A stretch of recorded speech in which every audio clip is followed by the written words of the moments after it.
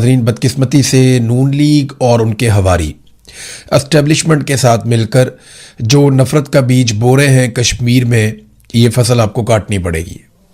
میں پاکستان کی فوج سے ہی کہہ دیتا ہوں، کل بھی بہت سارے جرنیل بنیں گے، آج بھی موجود ہیں۔ یہ جو آج کر رہے ہیں نا، کل آنے والے فوجیوں کو اس نفرت کا سامنا کرنا پڑے گا۔ یہ جو آج نون لیگ کر رہی ہے نا، کل آنے والی جو پارلیمنٹ ہے اس کو اس کا سامنا کرنا پڑے گا۔ جو آج کچھ درباری، کچھ ٹاؤٹس جو گھٹیا حرکتیں کر رہے ہیں، جو الفاظ بول رہے ہیں، کل آپ کو ان چیزوں کا سامنا کرنا پڑے گا۔ خواجہ آصف نے تو کشمیریوں کی شناخت کے اوپر ہی سوالات اٹھا دیے۔ انہوں نے کہا جی راولہ کوٹ کے لوگ تو کشمیری ہیں ہی نہیں۔ وہ کہتے ہیں کشمیری نہیں مانتے ان کو ہم۔ وہاں کشمیر میں لوگ پروٹیسٹ کر رہے ہیں، وہ احتجاج کر رہے ہیں، یار یہ کیا بکواس ہے، یہ آپ کیا بات کر رہے ہیں۔ خواجہ آصف اپنی بات سے پیچھے نہیں ہٹتا۔ وہاں پہ پولیٹیکل پارٹیز کے لوگ ہوں یا باقی لوگ ہوں، وہ اب انہیں لگتا ہے کہ کشمیر میں الیکشن آنے والا ہے تو ہم اس کا فائدہ اٹھائیں گے۔ حقیقت تو یہ ہے کہ یہ کشمیریوں کو حق دینے کی بات کرتے تھے، ان سے ان کی شناختی چھیننا شروع ہو گئے ہیں۔ اور کس قسم کے گھٹیا الزامات نون لیگ اور ان کے ہواری اور جو اس وقت پاکستان کی ملٹری اسٹیبلشمنٹ اور ان کے لوگ ہیں وہ لگا رہے ہیں کشمیریوں پر، اور خاص طور پہ اوورسیز کشمیریوں پر۔ ذرا یہ الزامات کی نوعیت آپ سنیں۔ یہ ابصار عالم ہے، نواز شریف کا خاص آدمی ہے، مریم نواز کا خدمت گزار ہے۔ ابصار عالم کا اگر آپ یہ سٹیٹمنٹ سنیں تو آپ کو اندازہ ہو جائے گا کہ ان کے اندر کتنی نفرت بھری ہوئی ہے کشمیریوں کے خلاف۔ یہ ذرا آپ پہلے سنیے، کیونکہ اسلام آباد میں ہمارے کچھ صحافی دوست ہیں، بڑے اچھے لوگ ہیں، بڑا شاندار کام کرتے ہیں، اور میرا ان سے بہت اچھا تعلق ہے، بڑا احترام کا رشتہ ہے۔ اور وہ لوگ کبھی بھی انہوں نے پاکستانیت کے خلاف ایک لفظ یا ایک جملہ نہیں بولا پاکستان کے خلاف، لیکن ابصار عالم نے ان کو بھی ٹارگٹ کرنا شروع کر دیا، بلکہ ان صحافیوں کو اور لوگ بھی ٹارگٹ کر رہے ہیں۔ ذرا آپ دیکھیں کہ ابصار عالم نے اوورسیز کشمیریوں کے بارے میں کیا الفاظ استعمال کیے، یہ سنیں آپ۔ لوگ جو برطانیہ میں رہتے ہیں ان کی زبان اور یہاں اینکرز کی زبان ایک ہی طرح گندی ہے، اور وہ اتنے گندے ہیں جو برطانیہ میں رہنے والے ہیں خاص طور پہ، کہ ابھی جو اسکاٹ لینڈ میں واقعہ ہوا ہے، میں اس پہ الگ سے ایک ویلاگ کسی وقت کروں گا۔ 7 مسلمانوں کو چاقو کے وار کر کے زخمی کر دیا وہاں ایک گورے نے، اس وجہ سے کہ یہ گندے لوگ ہیں، یہ یہاں آ کے ہماری سوسائٹی کو خراب کر رہے ہیں، ان کو یہاں سے نکل جانا چاہیے۔ اور جو ابھی چائلڈ گینگ ریپ کے جن مجرموں کو سزا ملی ہے، وہ ان میں بہت سارے یہی ہیں۔ تو آپ سوچیں کہ اور یہ ابھی آپ دیکھیں خبریں آ رہی ہیں باہر کہ کوئی اپنی بھابھی سے شادی کر رہا ہے وہاں پہ سٹیزن شپ لینے کے لیے، کوئی بہن سے پیپر میرج کر رہا ہے اور سٹیزن شپ لینے کے لیے، اور پھر کام نہیں کرتے، وہ مصنوعی طلاق دے کے بیوی کو گھر دلا دیا مفت کا، اور خود ساتھ ویلفیئر لینا شروع کر دی کہ جی کاروبار کوئی نہیں، کام کوئی نہیں ہے۔ تو اتنے فراڈ کرتے ہیں۔ یہ آپ نے سنا کتنی نفرت ہے اس آدمی کے اندر اور نواز شریف کے اندر کشمیریوں کے خلاف۔ آپ نے دیکھا نواز شریف کا خاص آدمی ہے، اس کے ساتھ بہت اچھے تعلقات ہیں۔ نواز شریف اس کو اپنی گاڑی میں بھی رکھتا ہے، اپنے آس پاس بھی رکھتا ہے۔ نواز شریف جب حکومت میں آیا تو نواز شریف نے اس کو بڑے اہم سرکاری عہدے پر بھی بٹھایا تھا۔ مریم نواز کا یہ بڑا خدمت گزار ہے، میں نے آپ کو پہلے بھی بتایا تھا۔ تو یہی نون لیگ کی سوچ ہے جو کبھی خواجہ آصف بیان کرتا ہے، کبھی ابصار عالم بیان کرتا ہے، کبھی کوئی اور بولتا ہے۔ اسی طرح نا ایک دور میں یہ لوگ بنگالیوں کے خلاف بولتے تھے، یہ کہتے تھے بنگالی چھوٹے قد کے ہیں، بہت گندے لوگ ہیں، گھٹیا کام کرتے ہیں، یہ تو مچھلی کھاتے ہیں، ان کے اندر سے بدبو آتی ہے، ان کے تو رنگ کالے ہیں، یہ خوبصورت بھی نہیں ہوتے، یہ تو 2 ٹکے کے لوگ ہیں۔ تو اس طرح یہ بنگالیوں کو بہت گھٹیا کہا کرتے تھے۔ یہ کہتے تھے وہاں پہ تو ہر سال سیلاب آتا ہے، ہم ان کی مدد کر کر کے تھک گئے۔ ہمیشہ یہ کہتے تھے کہ کیونکہ یہی بات آج کشمیریوں کو کہہ رہے ہیں نا کہ جناب ہم تو کشمیر کو سستا آٹا، سبسڈی والا اور سستی بجلی دیتے ہیں۔ بھئی بجلی آتی ہی وہاں سے ہے، آپ ان کو ان کی ساری بجلی کے کیا پیسے دے سکتے ہیں؟ پانی آتا ہی وہاں سے ہے، کیا آپ سارے پانی کے پیسے دے سکتے ہیں؟ بے شمار چیزیں تو وہ بھی پاکستان کے لیے کرتے ہیں، ان کے بہت سارے جوان شہید ہوئے ہیں پاکستان کے لیے سرحدوں پہ لڑتے ہوئے۔ تو آپ یہ نہیں کر سکتے، آپ یہ ظلم نہیں کر سکتے۔ آپ نے بنگالیوں کے ساتھ بھی یہی کیا تھا، آپ ان کو بھی یہ کہتے تھے کہ تمہارے تو سیلاب آتے ہیں، تم ڈوب جاتے ہو، ہم تمہاری مدد کرتے رہے ہمیشہ۔ وہ بنگلہ دیش کہاں سے کہاں پہنچ گیا، آج اس کی اکانومی پاکستان سے بڑی ہے، آج اس کے لوگ ہمارے سے زیادہ خوشحال ہیں، پوری دنیا میں ان کی ہم سے زیادہ عزت ہے، اور عالمی سطح کے اوپر وہ زبردست طریقے سے مل کر کام کرتے ہیں۔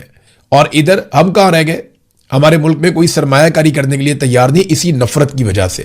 اب یہ نفرت کشمیریوں کے خلاف پھیلائی جا رہی ہے اور اس قسم کے ٹاؤٹس ان کو استعمال کیا جا رہا ہے کشمیریوں کے خلاف نفرت پھیلانے کے لیے. مولانا فضل الرحمان صاحب نے جو آفر دی, اب وہ یہ کہتے ہیں کہ میں نے عوامی ایکشن کمیٹی کے خط کا ویڈیو میں جواب دیا ہے, میں نے حکومت کو بھی آگاہ کیا ہے. میں عوامی ایکشن کمیٹی کے اس اقدام کا خیر مقدم کرتا ہوں کہ انہوں نے مظفر آباد کی جو کال تھی ان کی احتجاج کی, وہ مارچ انہوں نے مؤخر کر دیا. ریاست کی طرف سے تقریروں کی بنیاد پر ایکشن لیا جانا کیسے درست رد عمل ہے؟ یعنی وہ تقریر کر رہے ہیں, آپ جا کے ان کو مارنا شروع کر دیتے ہیں گولیاں, آپ ان کے اوپر اٹیک کر دیتے ہیں. کل تک ہم مقبوضہ کشمیر میں انسانی حقوق کی باتیں کرتے تھے, آج ہم کیا کر رہے ہیں؟ خواجہ آصف نے جو باتیں کی ہیں وہ رد عمل بطور وزیر دفاع نہیں کرنی چاہیے تھی. آپ نے لڑائی خواجہ آصف اور صلح اسحاق ڈار کے حوالے کر رکھی ہے. عالمی امن سے حکومت نیک نامی کما رہی ہے تو پاکستان نیک نامی گوا رہی ہے پاکستان کے اندر. یعنی جو باہر آپ کو تھوڑی بہت عزت مل رہی ہے پاکستان کے اندر, آپ اس کا بیڑا غرق کرتے چلے جا رہے ہیں. پاکستانی تو خوش ہے ہی نہیں ویسے بھی. خواجہ آصف جیسے بیانات اشتعال کو بڑھائیں گے, اپوزیشن کو مجبور نہ کریں. ہم نے 4 سدہ میں احتجاج کیا, پھر تو نے کہا جی ہم فوج, اسٹیبلشمنٹ اور تمام اداروں کا احترام کرتے ہیں. یہ جملہ بہت ضروری ہے ہمیشہ بولنا پاکستان میں. اب جب بھی کبھی کوئی سیاستدان تقریر کرے گا اس کو یہ کہنا پڑے گا کہ ہم فوج اور اداروں کا احترام کرتے ہیں. یہ بالکل ایک طرح کی بلاسفیمی ہے. جیسے جب بھی کوئی مولوی یا کوئی بندہ بات کرتا ہے سب سے پہلے وہ یقین دلاتا ہے کہ اس کا ختم نبوت پہ ایمان ہے, تاکہ یہ نہ ہو جائے کہ اس کے اوپر کوئی غیر مسلم ہونے کا فتویٰ لگا کے اسے قتل کر دے. اسی طرح پاکستان میں اب ہر سیاستدان کو اپنی تقریر میں ایک مرتبہ فوج, اسٹیبلشمنٹ اور اداروں کا احترام, یہ اس کو ایک مرتبہ کم سے کم کرنا پڑتا ہے. انہوں نے کہا جی اگر فوج سیاست کرے گی تو ہم بھی سیاست میں جواب دیں گے. ہم گونگے نہیں ہیں اور گونگے شیطان ہم نہیں بنیں گے. ہم خاموش نہیں رہیں گے, ہم بات کریں گے. ادارے ٹیکس کے پیسے لے کر اس کا سیاسی استعمال کریں گے تو پھر اس ایوان میں ہم جواب دیں گے. شہباز شریف ہمیں بتائیں نا کہ جب ہم کنٹینر پہ ہوتے تھے تو کیا وہ آرمی چیف اور فوج کا نام نہیں لیتے تھے؟ نواز شریف نہیں لیتے تھے, محکمہ زراعت نہیں کہتے تھے. پھر جناب ایاز صادق کو بھی یاد دلایا گیا کہ آپ نے تو کہا تھا آرمی چیف کی ٹانگیں کانپ رہی تھی, وہ ڈرا ہوا تھا, اس نے ابھی نندن کو چھوڑ دیا ڈر کے مارے, اور انڈین آدمی کو واپس بھجوایا, ان کی ٹانگیں کانپ رہی تھی. تو آج نا یہ سارے محب وطن بنے ہوئے اور فوج کے سکے بنے ہوئے ہیں. کل تک جب ان کے خلاف فوجی جرنیل سازشیں کر رہے تھے تو یہ فوج کو برا بھلا کہہ رہے تھے اور یہ کہہ رہے تھے ان کا سیاسی کردار نہیں ہونا چاہیے. آج یہ ببانگے توہل ہر جگہ پہ کھڑے ہو کر کہتے ہیں جی فوج کا سیاسی کردار بہت اچھا ہے کیونکہ آج ہم ان کی گودی میں بیٹھے ہوئے ہیں. تو یہ تو منافقت ہے جو یہ لوگ کر رہے ہیں, اور اس منافقت کے ساتھ پاکستان کیسے چلے گا؟ سوال ہی نہیں پیدا ہوتا. اس طرح ملک نہیں چلا کرتے. ناظرین, بلاول نے بھی بیتی گنگا میں ہاتھ دھو لیے, لیکن اصل جو تقریر کی تھی وہ تو کی تھی اچکزئی صاحب نے کل, جہاں انہوں نے ٹکا کر تنقید کی تھی, اور انہوں نے بھی آج ایاز صادق کو واپس جواب بھی دیا ہے. بلاول نے بھی وہی خواجہ آصف والی بات کی کہ یہ مشکلات پیدا کر رہا ہے شہباز شریف کے لیے اور اس قسم کے بیانات کشمیریوں کے بارے میں نہیں دینے چاہیے, اور بیانات دینے کے باوجود یہ شخص ابھی تک کابینہ کا حصہ ہے. تو خواجہ آصف صاحب بھی اپنے بیان پہ ڈٹ گئے, جی بالکل ٹھیک ہے وہ کشمیری نہیں, ان کی شناخت کے اوپر ہی اٹیک کر دیا. تو جو اوورسیز کشمیریوں کا ریئیکشن ہے نا, ان کو صرف پتہ چل جائے کہ وہ ان کے بارے میں کیا سوچ رہے ہیں تو ان کی طبیعت صاف کر دیں. ان کو آئیڈیا ہی نہیں ہے کہ انہوں نے نون لیگ کے ساتھ کتنی بڑی زیادتی کی ہے اور کشمیریوں کے دل میں کتنی نفرت بو دی ہے. اس کا نتیجہ آپ دیکھیں گے, ملٹری اسٹیبلشمنٹ بھی دیکھے گی اور پی ایم ایل این بھی دیکھے گی. ناظرین, اچکزئی صاحب نے جو بار بار غداری کے بیانات دیے جاتے ہیں, فتوے جاری کیے جاتے ہیں, اس کے اوپر انہوں نے ایک سٹیٹمنٹ دیا. انہوں نے کہا جی وردی کی آڑ میں عوام کو لوٹنے اور آئین کی پامالی سے آپ باز آ جائیں, ورنہ فوج کی بچی کچی عزت بھی خاک میں مل جائے گی. بخشو ماما جیسے مکرو لٹیروں اور نوکریاں بیچنے والوں کا ساتھ دینا بند کریں کیونکہ یہ کرپٹ لوگ آپ کے جرائم کے راز خود فاش کر رہے ہیں. ملک کو گائے سمجھنا بند کریں, پاکستان کو مال غنیمت سمجھ کر اس کا دودھ دھونا چھوڑ دیں, ورنہ عوام کا بڑھتا ہوا غصہ پارلیمنٹ کی بالادستی اور قوموں کے حقوق چھین کر دم لے گا. جرنیلوں سے لے کر اشرافیہ تک سب کے کابل اور دیگر ممالک میں تذکرے یعنی وہ شناختی کارڈ وغیرہ بنے ہوئے ہیں.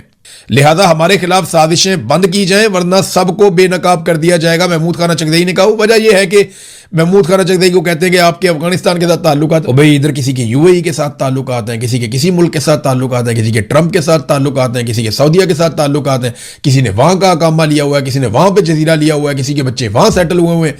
پاکستان کے ساتھ تو وفاداری دکھائی نہیں دیتی, بہت مشکل ہے.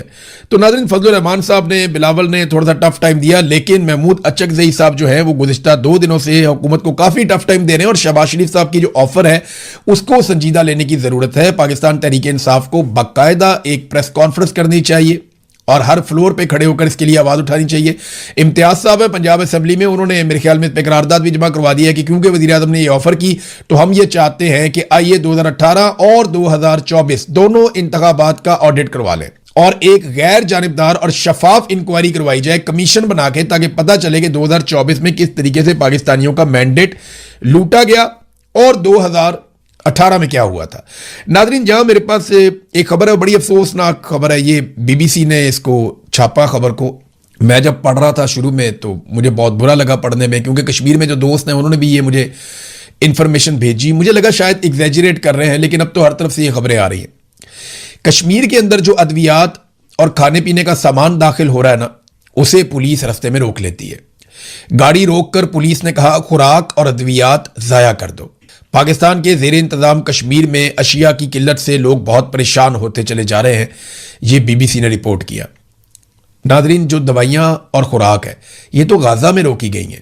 غزہ دنیا کا ایک ایسا خطہ ہے جہاں پہ دوائیاں اور خوراک روکی جاتی ہیں, یعنی وہاں ادویات نہیں جانے دیتے, وہاں پہ خوراک نہیں جانے دیتے تاکہ لوگ بھوکے مرے, اس علاقے کو چھوڑ دیں, نسل کشی ہو جائے. ان کو ادویات نہیں دیتے تاکہ وہ بیمار ہو کے مر جائیں. یہ غزہ میں کیا جاتا ہے. پھر امدادی سامان لے کر لوگ کشتیوں کے ذریعے بھی جانے کی کوشش کرتے ہیں. اقوام متحدہ اور دیگر ادارے بھی کوشش کرتے ہیں, لیکن اسرائیل بڑا ظلم کرتا ہے. وہاں پہ غزہ کے اندر وہ ادویات اور خوراک نہیں جانے دیتا, بلکہ پینے کے پانی کے بھی بڑے سیریس مسائل وہاں پہ پیدا کر دیے گئے. آج کشمیر میں ہم نے وہ دیکھا اور ہم نے بی بی سی کی اس خبر کو پڑھا. آج سے چند مہینے پہلے تک ہم یہ کبھی سوچ بھی نہیں سکتے تھے, ہم اس بات کا تصور بھی نہیں کر سکتے تھے کہ کبھی آزاد کشمیر میں جانے والی خوراک اور ادویات سڑک کے اوپر پولیس جو پاکستان سے گئی ہوئی ہے وہ ضائع کروا دے گی. کہ جناب آپ نے آزاد کشمیر میں خوراک داخل نہیں کرنی, کھانے پینے کی چیزیں نہیں لے کر آنی, اور جناب آپ نے آزاد کشمیر میں مریضوں کے لیے, کمزوروں کے لیے, بیماروں کے لیے ادویات نہیں لے کر آنی. یہ ایک انسانی بحران پیدا کر رہے ہیں اور یہ بڑے خوفناک جرائم ہیں. ان جرائم کا جواب تو کسی کو دینا پڑے گا. تو جتنی پولیٹیکل پارٹیز ہیں وہ ہوش کے ناخن لیں. کل فضل الرحمان صاحب نے بھی یہی بات بتائی تھی, اچکزئی صاحب نے بھی یہی بات بتائی تھی, باقی لوگ بھی یہ کہہ رہے ہیں کہ پولیس اور لا انفورسمنٹ یا فورسز کے لوگ وہ دوائیوں کو اور خوراک کو نہیں جانے دے رہے آزاد کشمیر میں, جو انتہائی افسوسناک چیز ہے. اور یہ نفرت جو آپ بڑھاتے جا رہے ہیں, آپ کو کیا لگتا ہے جس گھر کا آدمی مر جائے گا یا بیمار ہو جائے گا یا تکلیف اٹھائے گا, وہ پورا کنبہ کل آپ سے پیار کرے گا؟ وہ اسی شکوے کے ساتھ آگے بڑھیں گے اور آپ کے پاس ازالہ کرنے کے لیے کچھ بھی نہیں ہوگا. آپ پاکستانیوں کا ابھی تک ازالہ نہیں کر پائے جو پاکستانیوں کی آپ نے حالت کر دی ہے. ناظرین, بلوچستان کی جو بلوچ یکجہتی کمیٹی ہے انہوں نے کال دی احتجاج کی. مارنگ بلوچ کی عمر قید کے خلاف اب دنیا بھر میں آوازیں اٹھنا شروع ہو گئی ہیں. جو ہیومن رائٹس ایکٹیوسٹ ہیں وہ دنیا بھر میں آوازیں اٹھا رہے ہیں. عالمی تنظیموں کے لوگ مارنگ بلوچ کے حق میں آواز اٹھا رہے ہیں. مارنگ بلوچ کے حق میں عالمی میڈیا لکھنا شروع ہو گیا ہے. یہ ایک بین الاقوامی خبر بن گئی ہے کہ ایک ایسی نہتی لڑکی جو اپنے لوگوں کے لیے انصاف مانگتی ہے, جو جبری گمشدگیوں کے خلاف آواز اٹھاتی ہے, جو مسخ شدہ لاشوں کے خلاف آواز اٹھاتی ہے, ایک ایسی لڑکی جو یہ کہتی ہے کہ آئین اور قانون کے مطابق اس صوبے کو اور اس ملک کو ڈیل کیا جائے, ایک ایسی لڑکی جو اپنے نوجوانوں کے لیے, اپنے بچوں کے لیے تعلیم اور روزگار کا حق مانگتی ہے. اس لڑکی کو صرف اپنے حقوق مانگنے پر پکڑا گیا اور پکڑنے کے بعد اس پہ ایک جعلی مقدمہ ڈالا گیا اور جعلی مقدمے میں اس کو عمر قید کی سزا سنا دی گئی. مبینہ طور پہ جس پولیس والے کے قتل کا مقدمہ ڈالا گیا وہ ایک ایکسیڈنٹ میں اس کا انتقال ہوا تھا اور یہ معاملہ اٹھا کے ڈال دیا گیا مارنگ بلوچ پر. اور آج مارنگ بلوچ کو, سبغت اللہ کو اور دیگر 2-3 اور لوگ ہیں, انہیں عمر قید کی سزا دے دی گئی. پوری دنیا کے اندر پاکستان کی بدنامی ہو رہی ہے, لیکن مارنگ بلوچ جو ہے وہ بلوچستان کی بیٹی ہے, وہ اپنے لوگوں کا حق مانگ رہی ہے. اس نے کوئی جرم نہیں کیا, وہ نہتی ہے اور وہ دہشت گرد نہیں ہے. یہ بات پورے پاکستان کو پتہ ہونی چاہیے. بہرحال بلوچ یکجہتی کمیٹی کی جو کال تھی اس کے بعد ہم نے دیکھا کہ قوم پرست جماعتوں نے بھی اس کی حمایت کی اور پیر کو کوئٹہ میں انسداد دہشت گردی کی ایک عدالت نے جو سزا دی اس کے بعد آلموسٹ سارا کا سارا صوبہ ہی بند تھا. تو مارنگ بلوچ کے ساتھ بلوچستان کھڑا ہے. اب جو مارنگ بلوچ کو سزا دلوانے والے ہیں وہ ذرا سوچیں کہ کیا بلوچستان ان کے ساتھ کھڑا ہے؟ وہ تو بیچارے خود بھی اپنے پاؤں پہ کھڑے نہیں ہو پا رہے اور بلوچستان میں کسی بھی علاقے میں کہیں پہ بھی وہ لمبی چوڑی سیکیورٹی کے بغیر ٹریول بھی نہیں کر سکتے, جا بھی نہیں سکتے, شام کو تو نکلتے ہی نہیں ہے باہر. یہ ان کے حالات ہو چکے ہیں. ناظرین, پی آئی اے کے حوالے سے جو دھوکہ پاکستانیوں کو دیا جانا تھا وہ دھوکہ اب بالکل تیار ہو گیا ہے. میں نے آپ کو پہلے بتایا تھا کہ اب آپ نے نام سے دھوکہ نہیں کھانا. پی آئی اے نام کا پاکستان ایئر لائن ہے, یہ نام کا دھوکہ آپ نے نہیں کھانا. یہ ایک پرائیویٹ ادارہ ہے, پرائیویٹ لوگ جو ہیں وہ اس کے مالکان ہیں. اس کے ساتھ وہی سلوک ہونا چاہیے جو باقی ایئر لائنز کے ساتھ ہو رہا ہے.